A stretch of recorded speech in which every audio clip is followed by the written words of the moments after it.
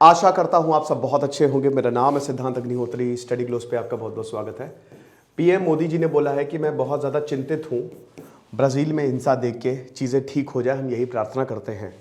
Brazil football में भाई यही है जो तबाही मचाए हुए हैं। 5 बार वर्ल्ड कप इन्होंने जीता हुआ है। साउथ अमेरिका का सबसे बड़ा देश ब्राज़ील, दुनिया का area wise 5th largest nation और पॉपुलेशन वाइज 7th, ठीक है। 217 मिलियन 21 करोड़ 22 करोड़ मान लीजिए, 22 करोड़ के करीब लोग रहते हैं। कैपिटल है ब्रासीलिया। बहुत बड़ा देश है, बहुत ही खूबसूरत देश है यहाँ पे, ठीक है। ज्यादातर व्हाइट्स है, 50% व्हाइट्स है। आपको बता दूं कि पेड्रो कैब्रल ने ब्राजील को खोजा था। ये सब तो बेसिक्स हैं, आई होप आपने सुना ही होगा। 16th सेंचुरी में भैया जब यूरोप यहाँ पे आए, पुर्तगाली स्पेन जब निकले खोज में, भारत की खोज में निकले थे, लेकिन मिल गया उनको अमेरिका, साउथ अमेरिका। अब साउथ अमेरिका में खेती, कोकोआ, टोबैको, ये सब बहुत ज्यादा होता है। स्लेवरी पूरे अमेरिका में थी, तो वही स्लेव्स को पकड़ पकड़ के लाया गया। व्हाइट ब्लैक मिक्स हुए। ब्राउन पॉपुलेशन भी यहां पे आपको अच्छी खासी मिलेगी। ट्रॉपिकल भी यहां पे क्लाइमेट है, बारिश बहुत ज्यादा होती है। अमेजॉन फॉरेस्ट यहां पे आपको मिलेंगे। 60% अमेजॉन फॉरेस्ट जो है वो यहीं पे ही स्थित है, और इसी अमेजॉन की बैंड बजा दी थी बोल्सोनारो ने, ठीक है। अब अगर हम बात करते हैं तो सबसे पहले पुर्तगाली आए थे। पुर्तगालियों का शासन रहा था, बहुत समय तक रहा, और 1822 में 1822 में ब्राजील को आजादी मिल गई। एम्पायर ऑफ ब्राजील बनाया गया। ब्राजील एक पेंडुलम है, ये ऐसे डिक्टेटरशिप मतलब मिलिट्री रूल और डेमोक्रेसी में झूलता रहा है। 1864 में 1864 में मिलिट्री ने टेक ओवर कर लिया, जुंटा गवर्नमेंट आ गई, और 1885 तक 21 साल तक ही शासन रहा। फाइनली 1888 में हम ये देखते हैं, सॉरी 1988 में, 18 बोल रहा हूं मैं, आई एम रियली सॉरी। इन 1964 में जुंटा गवर्नमेंट आ गई, यानी कि मिलिट्री का शासन रहा। जुंटा मतलब मिलिट्री ही होता है, ठीक है। मतलब मिलिट्री को एक अपनी पार्टी चाहिए ना, जैसे अभी म्यांमार में आपने देखा, अभी हाल ही में वहां पे भी इलेक्शन का ऐलान हुआ है, और ये 1985 तक रहा। 1988 में फाइनली हम ये देखते हैं कि इनको अपना नया संविधान मिला, और तब से यहां पे डेमोक्रेसी है। फेडरल डेमोक्रेटिक रिपब्लिक 26, आपको बता दूं, भारत और ब्राजील अगर हम संविधान के हिसाब से देखें या देश के हिसाब से देखें तो लगभग लगभग सेम है, काफी हद तक। लोग भी वहां पे काफी सेम है, ठीक है। तो 26 राज्य हैं यहां पे, 26 स्टेट्स हैं, बहुत बड़ा है ब्राजील की। अगर हम बात करते हैं, साओ पाउलो जो यहां का शहर है वो सबसे ज्यादा पॉपुलस है, और यहीं पे ही दंगे हुए हैं। अब देखिए, इनमें से एक इंसान है लूला डा सिल्वा, ठीक है, इनाचियो लूला डा सिल्वा, बहुत ही जबरदस्त। यह बंदा 5th क्लास में, 5वीं क्लास में इसने अपनी पढ़ाई छोड़ दी। क्यों पढ़ाई छोड़ दी? क्योंकि हद से ज्यादा गरीबी इसने देखी, इसको काम करने जाना पड़ा। 1970 में जब यह सत्ता में आया तो इसने पूरे ब्राजील को हिला के रख दिया, पूरे मिलिट्री को हिला के रख दिया। यह लेफ्टिस्ट था, मार्क्सिस्ट था। इसने वर्कर्स यूनियन बनाया, और वर्कर्स यूनियन ने फिर वर्कर्स पार्टी बना ली, जिसका लीडर बना लूला डा सिल्वा। इसके समय में ब्राजील बहुत आगे बढ़ा, और ये बहुत इसने संघर्ष किया। 2003 से लेकर 2011 तक ये ब्राजील का राष्ट्रपति रहा। और आपको एक और चीज बता दूं कि इसको जेल में डाल दिया गया था जब तक ये ब्राजील में था। बहुत सारी वेलफेयर स्कीम चलाए गए। भारत से रिश्ते बहुत अच्छे थे। लूला डा सिल्वा जब राष्ट्रपति थे तो भारत से रिश्ते बेहतरीन थे। आपको बता दूं कि ब्राजील में हर वैसे देश में एक क्लॉज होता है कि लगातार 2 कंसेक्यूटिव ईयर तक आप राष्ट्रपति नहीं बन सकते। तो ये 2 बार राष्ट्रपति बने, लेकिन तीसरी बार बन नहीं सकते।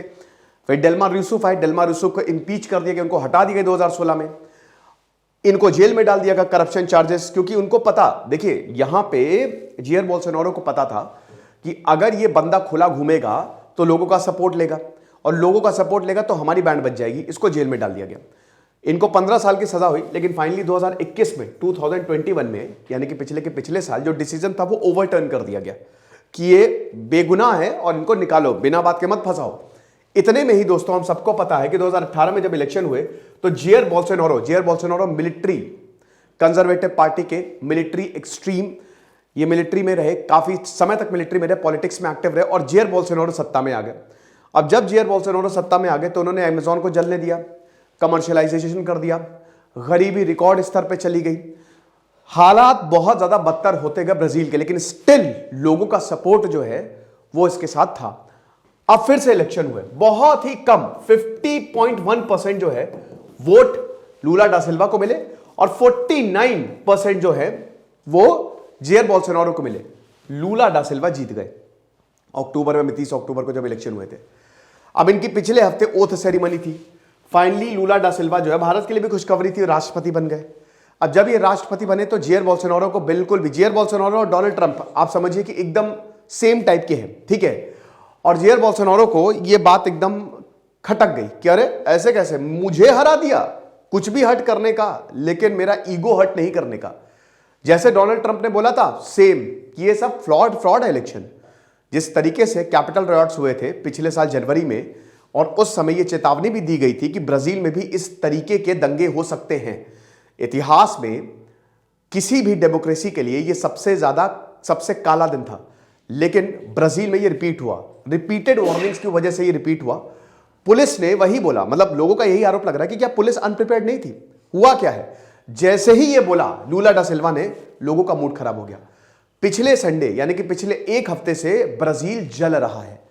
ब्राजील में सरकारी ऑफिसों पे हमला हो रहा है। आप विश्वास नहीं करेंगे, कल प्रेसिडेंशियल पैलेस जो वहां की पार्लियामेंट है, कांग्रेस में घुस गए। कांग्रेस में सोचिए, अगर भारत की पार्लियामेंट में लोग घुस जाएं क्या होगा। सुप्रीम कोर्ट तक में घुस गए, ऑफिसर्स के ऊपर हमला किया, 300 से ज्यादा लोगों को अरेस्ट किया है। ब्राजील टूट रहा है एक तरीके से, समझ रहे, हद से ज्यादा दंगाइयों ने बहुत बड़ी प्रॉब्लम क्रिएट कर दी है, और यह एक बहुत बड़ी चिंता है। अब लूला डा सिल्वा ने बोला है कि ये सब फासिस्ट फेनेटिक्स हैं और इनको बख्शा नहीं जाएगा। जेयर बोल्सोनारो पतली गली से निकल गए, फ्लोरिडा अमेरिका में है, वो बोल के निकल गए, और यहां पे लोगों को देखना पड़ रहा है। अब आप देखिए, यही खतरनाक चीज होती है। लोग पागल हैं, ये कुछ लोग जेयर बोल्सोनारो के लिए पागल, कुछ भी कर देंगे वो। अगर आपने एक बार नफरत का बीज बो दिया तो उसको निकालना बड़ा मुश्किल है। ये पूरी की पूरी कहानी जो है वही मैं आपको बताना चाह रहा हूं, और ये बुरी हालत हो गई। जैसे ही लूला प्रेसिडेंट बने, जेयर बोल्सोनारो को ये बात बिल्कुल भी नहीं पची, और उसके बाद दंगे शुरू हो गए। ये आप देख सकते हैं, ये है ब्राजील, और जेयर बोल्सोनारो को 49.1% वोट मिले थे, और लूला डा सिल्वा को 50.9% यानी कि 51% के करीब वोट मिले थे। तो बहुत ही मार्जिनली हराया है। जेयर बोल्सोनारो को भी ना अच्छा खासा सपोर्ट था, ठीक है ना। और इसमें जीत जो है वो लूला डा सिल्वा की हुई। बहुत खुश हुए थे ये, क्योंकि बड़ी लंबी लड़ाई लड़ी है इन्होंने, बहुत लंबी। कहीं इनको जेल में डाला गया, फिर इतना लंबा स्ट्रगल, इनको सजा हुई, फिर वापस आए। एक गजब की इनकी जो है वो कहानी है। तो 2003 से लेकर 2010 तक 2 बार राष्ट्रपति रहे, फिर 2 कंसेक्यूटिव टर्म्स के बाद आप राष्ट्रपति नहीं रह सकते। आपको लगता होगा कि जो बड़ी बड़ी पोस्ट होती है बहुत अच्छी होती है, लेकिन with greater power comes greater responsibility and greater risk. आपको बता दूं कि रिस्क भी बहुत ज्यादा होता है बेटा। पाकिस्तान में तो जो भी प्रधानमंत्री रहा है, या तो उसको जेल में डाल दिया गया है, या तो उसको मार ही दिया गया है, या फिर उसको फांसी हो गई है। ये हिसाब किताब, मतलब जो भी लीडर रहा है, ठीक है ना। तो यही चीज है। तो हार का खतरा देख, जैसे ही हार, अब देखिए जेयर बोल्सोनारो को कहीं ना कहीं ये पता था कि प्रॉब्लम मेरे लिए होगी, मैं हारूंगा। तो इन्होंने पहले से ही भूमिका बनानी शुरू कर दी थी। भाई इनका इलेक्ट्रॉनिक वोटिंग सिस्टम है। अब इलेक्ट्रॉनिक वोटिंग सिस्टम की अगर बात करें तो ये बोलते हैं फर्जी है, ठीक है। ईवीएम तो वो बोलते हैं फर्जी है।